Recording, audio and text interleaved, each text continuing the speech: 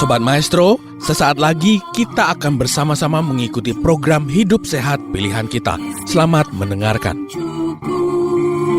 Membuat wajah berseri, diet yang seimbang, tubuh terlihat indah, udara yang bersih, jadikan hidup semangat, pengendalian diri, itu pemenang sejati. Hidup sehat, anugerah Tuhan. Hidup sehat, sangat berharga. 10 hukum kesehatan. Selanjutnya dokter, apabila memang anak ini sudah terlihat gejalanya bahwa ini sepertinya terlambat bicara nih, apakah ada pencegahan sedini mungkin selain mungkin pemeriksaan, sebenarnya stimulasi seperti apa yang boleh dilakukan oleh orang tua di rumah supaya anaknya ini boleh bisa trigger ya untuk bisa berbicara nih dokter sebelum ke vaskes. Mungkin banyak yang juga berpikir 2 kali untuk pergi ke vaskes ya di saat ini kita masih dalam fase pandemi menuju endemi nih dokter. Kira-kira apakah ada tips dan triknya? Jadi untuk tips dan trik, jadi memang lebih kepada kita pengen mengedukasikan lagi kepada orang tua ya. Harus concern dengan yang namanya bicara. Baik. Tidak cuma hanya anak bisa lari ataupun bisa gambar, tapi juga pengen ngetres lagi ataupun belajar lagi tentang yang namanya bicara. Dan kalau kita coba urutkan ya kan, daripada perkembangan itu sendiri, ya memang harus ada di samping si anak, si orang tuanya itu, dan dia harus sedini mungkin dia harus cek, dia harus tahu apakah anak saya ini bisa dengar. Bagus gak sih pendengarannya? Apakah anak saya ini bisa lihat? Karena dengan mendengar dan melihat itu adalah modal kita untuk nanti bicara.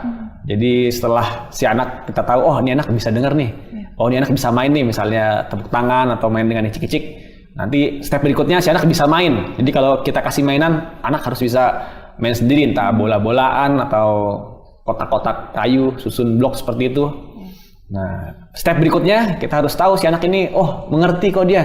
Kalau kita ajari misalnya minum, mau dia. Ini sendok, ayo dipegang sendoknya. Atau ya tugas-tugas sederhana di rumah, seperti misalnya mungkin ganti celana, atau ya ambil makanan, ambil buah-buahan, mencoba mengambil sesuatu, baru nanti setelah dia mengerti, dia akan ke step berikutnya yaitu bicara. Tadi bicara kita udah bahas, harus ada suaranya, bagaimana dia menyambung suara, misalnya O dengan A disambung dengan bola, dan nanti akan menjadi bicara. Jadi sebanyak mungkin kita kasih stimulasi ke anak, bagaimana supaya dia bisa tadi ya mengerti, baru dia bermain, mendengar, melihat. Atau yang paling gampang pada orang tua sebenarnya kan ya tebak-tebakan anggota tubuh, misalnya mana telinga, atau enggak si orang tua tebak ini apa ya, ini apanya mama, oh itu telinga, oh ini hidung. Itu yang paling mudah ya, karena itu kan nempel di badan kita. Mungkin berikutnya bisa kita stimulasi dengan warna, itu juga mudah sekali. Atau yang ada di sekitar rumah, yang dilihat di sekitar rumah, apakah ada binatang kah, ada kucing kah, ataupun ada buah-buahan, pisang, apel, dan segala macam. Dan itu tadi ya, sebanyak mungkin kita stimulasi, kita berikan sensor yang baik kepada si anak, dan jangan lupa, jangan sampai gadget-gadget, screen time ini mengganggu hal-hal yang kita bisa fokuskan, terutama untuk kebutuhan bicaranya anak. Baik, ini menarik sekali ya dokter ya, luar biasa sekali. Apalagi ini terkait dengan gadget tadi ini dokter sudah ulang-ulang ini pemirsa, jadi rupanya efeknya itu begitu buruk sehingga ini juga bisa menjadi salah satu faktor yang bisa menyebabkan keterlambatan bicara dari buah hati kita. Nah dokter, apabila memang anak kita ini sudah terlambat bicaranya, ada nggak sih dampak ke depannya ya untuk si anak sendiri saat dia sudah bertumbuh ya di masa sekolah atau bahkan nanti mungkin bekerja? Apakah ada pengaruhnya di kemudian hari di saat dia terlambat bicaranya?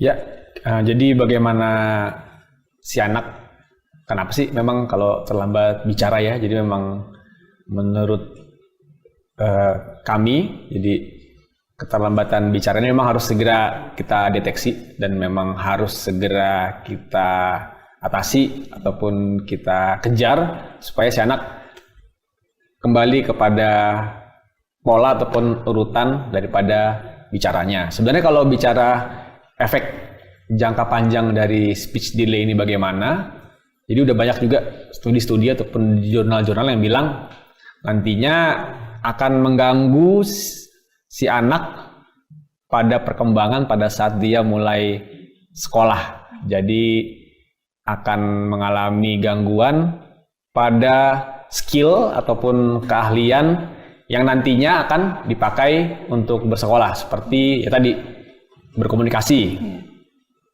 Lalu anak sekolah ngapain sih? Mungkin menulis ya. Dan anak sekolah biasanya kan membaca. Dan lagi biasanya juga ada salah satu aspek juga bagaimana si anak itu bisa diajarin nggak, atensinya bagaimana. Kan terkadang anak-anak kalau dia mengalami speech delay, wah sulit dok, ini sangat aktif dia, nggak bisa kita ajarin, nggak bisa konsentrasi pada suatu pekerjaan ataupun aktivitas tertentu selama, ya contoh lah kita ambil 1 menit 2 menit dok, saya kasih buku gambarnya 1 menit, belum tentu dok 30 detik dia udah langsung mencari aktivitas yang lain. Jadi kalau memang efek jangka panjangnya apa, jadi memang ada ya, jadi akan mengalami gangguan untuk tadi bersekolah, terutama mengalami aktivitas di sekolah seperti ya belajar mengajar dengan gurunya, yang tadi seperti menulis ataupun membaca ataupun bermain akan mengalami ketergangguan. Jadi penting kita langsung atasi sedini mungkin, secepat mungkin. Jangan sampai berkelanjutan gitu. Baik, terima kasih banyak dokter. Rupanya memang ada dampaknya ya di kemudian hari. Jadi pemirsa untuk selalu diulang-ulangi bahwa penting untuk mendeteksi dini keterlambatan bicara ini pada anak Anda atau buah hati Anda. Baik, selanjutnya dokter, apakah normal bagi seorang anak ini ya apabila dia mungkin tidak mau berbicara atau belum jelas melafalkan kata-katanya, tapi dia sudah mengerti dengan baik instruksi-instruksi yang diberikan gitu. Apakah ini juga termasuk kepada speech delay ini? Bagaimana dokter? Jadi secara garis besar kemampuan kita untuk berbicara ataupun berkomunikasi ataupun berbahasa ya, memang istilahnya banyak sekali. Mungkin kepada berbicara dulu kita coba fokus. Ya, memang perlu yang namanya istilahnya kemampuan untuk berbicara yang ekspresif ataupun reseptif. Jadi untuk ekspresif kan kita jawab-jawab ya. Untuk yang reseptif memang ya harus mengerti dulu. Nah, jadi memang penting supaya ya tadi dua-duanya berjalan saling bersamaan. Tadi saya sudah jelaskan, ngerti dulu baru kita bisa bicara. Kalau memang kita harus paham dulu apa, reseptif dulu, mengerti dulu apa yang dibilang orang dengan tadi mendengar ataupun melihat, lalu kita akan bisa juga untuk menjawab ataupun berbicara dengan suara yang pas, dengan kata-kata yang pas, atau kalau mau lebih tinggi lagi dengan kalimat yang pas. Subjeknya bagus, tujuannya juga bagus, objeknya juga bagus. Dan di beberapa buku daripada speech therapy juga penting urutan berbicara. Jadi si anak juga harus tahu kapan saya harus diam. Ini juga terkadang banyak sekali ya kendalanya di anak-anak kita yang sekarang ini ya. Betul. Anaknya ngomong mulu, nggak bisa di stop. Betul. Bahkan kalau orang tuanya lagi ngobrol di mobil, tiba-tiba, "Pak, itu apa? Mobil warna merah itu mobil merek apa?" Langsung menyambar begitu aja. Jadi memang ya penting juga ya kita tahu, anak tuh harus diajarin juga, nanti dulu ya, kamu tuh ngomongnya nanti dulu kalau memang papa mama tidak bicara atau pada saat kamu dipersilahkan untuk berbicara. Jadi memang ya perilaku-perilaku seperti itu juga ada di aspek untuk yang kita bahas pada saat ini, bagaimana untuk berbicara atau gangguan berbicara. Baik, berarti memang harus dua-duanya ya, reseptif dan ekspresif itu ya dokter ya. Sobat Maestro, Anda baru saja mendengarkan program Hidup Sehat Pilihan Kita.